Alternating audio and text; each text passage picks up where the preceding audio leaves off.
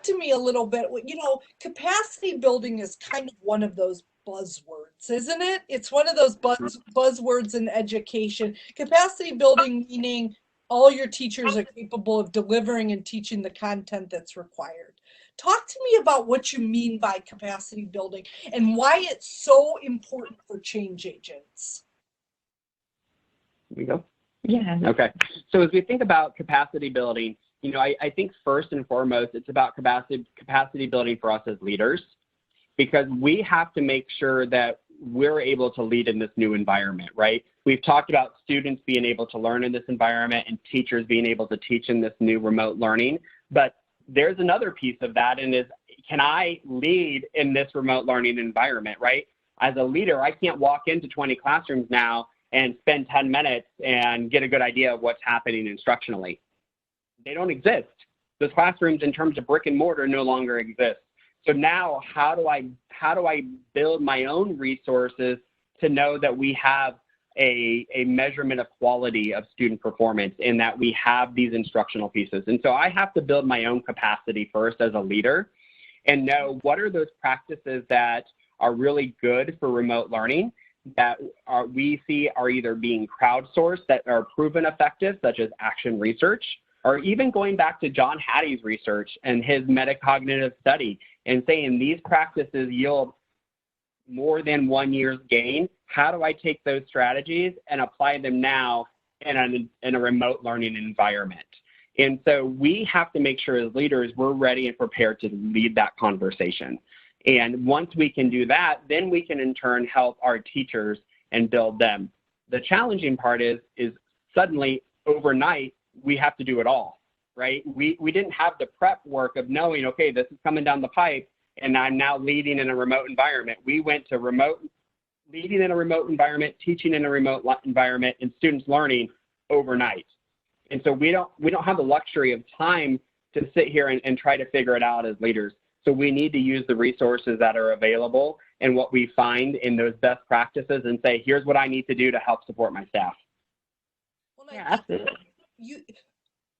I don't think that it's asking us as leaders to have all the answers today. It's not a tactical thing. It's not, I have this body of knowledge and now I'm going to be able to do this. It's that I have the willingness and the ability to figure it out. Right? Because it's evolving and changing so fast that there's no possible way that any of us could know all of this information. Tiffany, are you feeling that pressure to know before you get there? Talk to me about how that's resonating with you. Sure. I mean, I'm in a situation where we work a lot with kind of third parties for testing. So for students to get certifications, there's a certifying body that administers the test. That adds a whole layer to this because that's outside of our control. So, we may have scheduled everything in January for May, and suddenly that doesn't matter anymore because those entities are closed or our building is closed or whatever. So I'm definitely in a situation where I have lots of teachers, asking, okay, so what's the plan?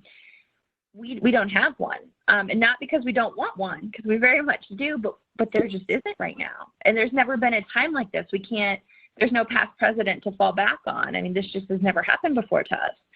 So it's being okay with kind of that gray area, kind of being okay with, you know what, we're going to get through this and we're going to listen to our state and local officials and we're going to work with our testing agencies and we'll do what we can just as soon as we can. But, the other side of that too, it's working with teachers. And I know I'm in a situation where students even have started to reach out. As a high school, we don't know when graduation will be. We would love for it to be the date that we already had planned, but we don't know if that's going to happen. So kind of looking at kind of those events and those other big things for students, we have lots of groups that we're talking with right now. But yeah, it's definitely an unusual time, and just giving yourself that, kind of that permission to not have every answer is hard, but it's kind of where we're at too. There isn't a roadmap for this. What I hear you both telling me is that it's about mindset.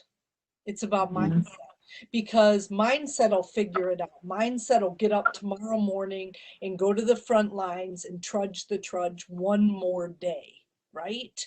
Yep. Just tactical skills probably won't get the job done today because there isn't a plan for this. Absolutely. I want to thank both of you. This has been a wonderful time spending it with you, and your enthusiasm and the passion for the work that you do is really contagious. I am thrilled about your book. I'm thrilled about what it offers. I'm thrilled about that it gives me small chunks as an administrator, because today my brain can't handle more than small chunks. So thank Yep. you for that. Thank you for that work. Tiffany, you have been a trooper with jumping in here. Your expertise as an administrator is greatly appreciated. So thank